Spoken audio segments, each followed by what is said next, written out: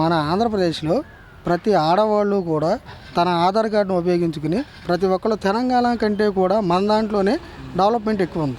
Last ప్రభుత్వంలో ఎలా అరాచకత్వం ఎలా ఉందో తెలుసు కదా. ఎవరినండి అక్రమంగా అరెస్ట్ చేసేది? బోరుగడ్డ అనిల్నా, జోగి రమేష్నా, పేరు నానినా, కొడాలి నానినా, రోజానా? అధికారంలోకి వచ్చి నెల కాలం పూర్తయింది కదా, ఎలా అనిపిస్తుంది? అభివృద్ధి కానీ డెవలప్మెంట్ కానీ ఏమైనా జరుగుతున్నాయంటారా? డెవలప్మెంట్ పరంగా కొంతవరకు బెటర్. ఇంతకు ముందు ప్రభుత్వానికి ఇప్పుడు ప్రభుత్వానికి కొంతవరకు బెటర్. అనుకున్న పనులు కొంతవరకు జరిగినాయి. ప్రజల్లో ఎటువంటి వ్యతిరేకత అన్నది లేదు. అంటే మేము మొత్తం అభివృద్ధి చేస్తే వీళ్ళు కూటమి వాళ్ళు వచ్చి మేమే చేసాము అని చెప్పేసి చెప్పుకుంటా ఉన్నారు. లాస్ట్ ప్రభుత్వంలో ఎలా అరాచకత్వం ఎలా ఉందో తెలుసు కదా. ఓకే, అంటే రోడ్లు కానీ డెవలప్మెంట్స్ కానీ అవన్నీ కూడా మేము చేసినవే, పెట్టుబడులు మేము తెచ్చినవే, కంపెనీలు కూడా మేము తెచ్చినవే, ఇప్పుడు కూటమి మేము తెచ్చామని చెప్పుకుంటుంది అని అంటున్నారు. నిజమేనా? నిజం కాదు సార్. ఇప్పుడు గూగుల్ అతను తీసుకొచ్చాడా? కాదు కదా. గూగుల్ అన్నది వీళ్ళు తీసుకొచ్చిందే కదా, కూటమి ప్రభుత్వం తీసుకొచ్చింది కదా. ఫ్లైఓవర్లు కానీ రోడ్ల నిర్మాణాలు కానీ అన్నీ మేమే పూర్తి చేసామంటున్నారు కదా వైసీపీ వాళ్ళు. మళ్ళీ అవి ఆ ప్రభుత్వంలో గ్రాంట్ అయినాయి, ఈ ప్రభుత్వంలో ఓకే అయినాయి, అంతే తేడా. అంటే ఇప్పుడు ప్రజెంట్ మనం ఇప్పుడు చూసుకున్నట్లయితే అభివృద్ధి అనేది కూడా అంటే అమరావతి డెవలప్మెంటే కానీ మన సిటీ డెవలప్మెంట్సే కానీ ఏమన్నా బాగా జరుగుతున్నాయంటారా? అది జరుగుతున్నాయి సార్, కాకపోతే ఇంకా టైం పడుతుంది కదా. అంత పూర్తిగా ఫుల్ఫిల్ కావాలంటే ఇంకొకసారి వస్తే ఇదే ప్రభుత్వం మళ్ళీ ఫుల్ఫిల్ అవడానికి అవకాశం ఉంది. అంటే అధికారంలోకి వచ్చిన తర్వాత నుంచి కూడా మొత్తం కూడా కక్ష రాజకీయాలే చేస్తూ ఉన్నారు, అక్రమంగా అరెస్టులు చేస్తూ ఉన్నారు, కేసులు పెడతా ఉన్నారు అంటున్నారు. నిజమేనా? ఈ కరెక్ట్ కాదనేమో నా అభిప్రాయం. అంటే దీని తర్వాత మళ్ళీ ఇప్పుడు జగన్ గారు కూడా మళ్ళీ పాదయాత్ర చేస్తాను, జనాల్లో నేను వస్తాను, జనాల్లో తిరుగుతాను అంటున్నారు. దానివల్ల ఆయనకి ఏమైనా కానీ ఆదరణ పెరిగే అవకాశం ఏమైనా ఉందంటారా? వచ్చు సార్, దానికేముంది. ఇప్పుడు కొంతమంది ఈ ప్రభుత్వానికి యాంటీగా ఉన్నవాళ్ళు, లేకపోతే కొంతమంది ఆ ప్రభుత్వంలో లబ్ధి పొందిన వాళ్ళు కొంతమంది ఉంటారు కదా. అది దానివల్ల వాళ్ళు ఈ ప్రభుత్వాన్ని వ్యతిరేకించవచ్చు కదా.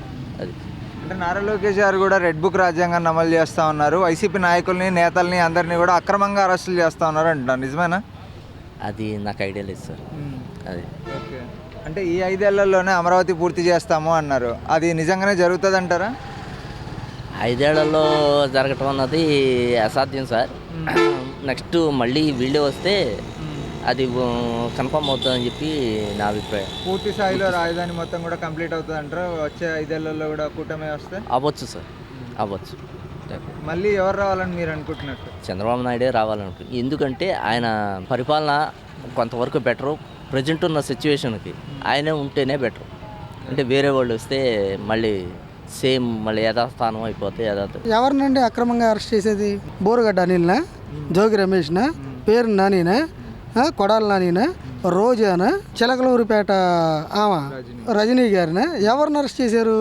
వీళ్ళు ఎవరన్నా నీతి వాక్యాలు చెప్పిన వాళ్ళ, అమ్మా బూతులు అరగదిన వాళ్ళే తప్ప మన ఆంధ్రప్రదేశ్లో ప్రతి ఆడవాళ్ళు కూడా తన ఆధార్ కార్డును ఉపయోగించుకుని ప్రతి ఒక్కళ్ళు తెలంగాణ కంటే కూడా మన దాంట్లోనే డెవలప్మెంట్ ఎక్కువ ఉంది. పరిపాలన ఎలా ఉంది అంటే ఏం చెప్తారండి? నెంబర్ 1 చాలా బాగుంది. గత 5 ఏళ్ల వైసీపీ ప్రభుత్వానికి ఇప్పటికీ ఏమైనా తేడా ఉందంటారా? చాలా తేడా ఉంది. ఎటువంటి తేడా కనిపించింది? వాళ్ళు ఏం చేశారు వైసీపీ ప్రభుత్వంలో? నేను ఏ పార్టీకి సంబంధించి కాదు, వైసీపీ ప్రభుత్వంలో ఏదన్నా ఒక రోడ్డు పోసేయటం కానీ, ప్రజలకు ఏదన్నా ఉచితార్థంగా సోమరపోతులను చేసి ఆ పథకం ఈ పథకం అని జనాలకు డబ్బులు వేయటమే తప్ప ఏదన్నా ఒక్కటి ఉపయోగపడే కార్యక్రమం ఏదన్నా ఒక్కటి చేశారని చూపించండి. అంటే విజయవాడలో ఉన్న ఫ్లైఓవర్లు మేమే పూర్తి చేసాము అంటున్నారు కదా, రోడ్లు మేమే వేసాము, ఫ్లైఓవర్లు మేమే వేసాము, దాని తర్వాత వచ్చేసి పోలవరం ప్రాజెక్టు మేమే పూర్తి చేస్తున్నాము అని చెప్పేసి అంటా ఉన్నారు. అవును కదా, ఎవడో శంకుస్థాపన చేసిన దాన్ని నేను పూర్తి చేశాను, సగం గుండి ఆడు కొట్టాడు, సగం గుండి నేను కొట్టాను అన్నట్టు అలా ఉంటుంది. కానీ ఇప్పుడు కూటమి చేస్తుంది కూడా అధికారంలోకి వచ్చిన దగ్గర నుంచి కూడా దౌర్జన్యమే, అక్రమంగా అరెస్టులు చేస్తూ ఉన్నారు, కుట్రలు చేస్తూ ఉన్నారు, అక్రమ కేసులు పెడతా ఉన్నారు నాయకుల పైన, కార్యకర్తల పైన అంటున్నారు. నిజమేనా? ఎవరినండి అక్రమంగా అరెస్ట్ చేసేది? బోరుగడ్డ అనిల్నా, జోగి రమేష్నా, పేరు నానినా, కొడాలి నానినా, రోజానా, చిలకలూరిపేట రజనీ గారినా? ఎవరిని అరెస్ట్ చేశారు? వీళ్ళు ఎవరన్నా నీతి వాక్యాలు చెప్పిన వాళ్ళ, అమ్మా బూతులు అరగదిన వాళ్ళే తప్ప రాజకీయాన్ని భ్రష్టు పట్టించిన నాయకులు ఎవరన్నా ఉన్నారు అంటే జగన్మోహన్ రెడ్డి గారు ప్రధానంగా ఓడిపోవడానికి గల ప్రధాన కారకులు ఎవరన్నా ఉన్నారంటే ఈ బూతులు మాట్లాడే నాయకులే. లేదంటే జగన్మోహన్ రెడ్డి గారు ఓడిపోవాల్సిన కర్మ ఎందుకు పట్టింది అంటే వీళ్ళు నీచంగా మాట్లాడే విధానాన్ని బట్టి మాకు ఓడిపోయాడు. ఇంకోటి ఓకే. విజయసాయి రెడ్డి గారు అసమంటే వాడే ఇవాళ రోజున కూటమి గట్టిగా ఉంది కాబట్టి జగన్మోహన్ రెడ్డి అనేవాడు ఇంకోసారి సీఎం అవ్వడానికి అవకాశం లేదు అనేది చాలా క్లియర్ కట్గా చెబుతున్నాడు. అంటే నిన్న జోగి రమేష్ గారు రిలీజ్ అయిన తర్వాత కూడా అంటూ ఉన్నారు కదా, అక్రమంగా నన్ను 50 రోజులు జైల్లో పెట్టారు అని అంటున్నారు. అక్రమంగా చంద్రబాబు నాయుడు ఇంటి మీదకి వెళ్ళి 10 మందిని వేసుకెళ్ళి నేను రౌడీయిజం చేస్తాను, నేను కొడతాను అంటే ఈయన ఏ కాన్షియన్సీ, మనం ఎక్కడ పుట్టాం, మనం ఎక్కడ బతికాం, ఏ పార్టీలో పుట్టి ఏ పార్టీలో బతికి ఏ పార్టీ నుంచి మనం బయటకు వచ్చామనేది కనీస జ్ఞానం లేకుండా మాట్లాడే నాయకుల గురించి చెప్పకూడదండి. ఓకే. అంటే మిగతా నాయకుల్ని కూడా అక్రమంగానే అరెస్టులు చేశారు, ఎమ్మెల్యేలందరినీ కూడా అక్రమంగానే మాట్లాడిన నాయకుడిని ఎవరినన్నా అరెస్ట్ చేశారు అనేది ఒకళ్ళని చూపించండి. అంటే ఇప్పుడు కూటమి ప్రభుత్వం అధికారంలోకి వచ్చిన తర్వాత కూటమి నాయకులు కూడా చేస్తుంది అదే కదా. ఎవరన్నా ఒకళ్ళు బూతులు మాట్లాడారు, బోడే ప్రసాద్ మాట్లాడా, గద్దారామన్ గారు మాట్లాడా, నేను నా కాన్షియన్సీ వరకే నేను నాకు తెలిసిన లోకల్ ఏరియాల గురించి చెప్తున్నా. ఎవరన్నా ఒకళ్ళు బూతులు మాట్లాడారు అనేది ఒకళ్ళని చూపించండి.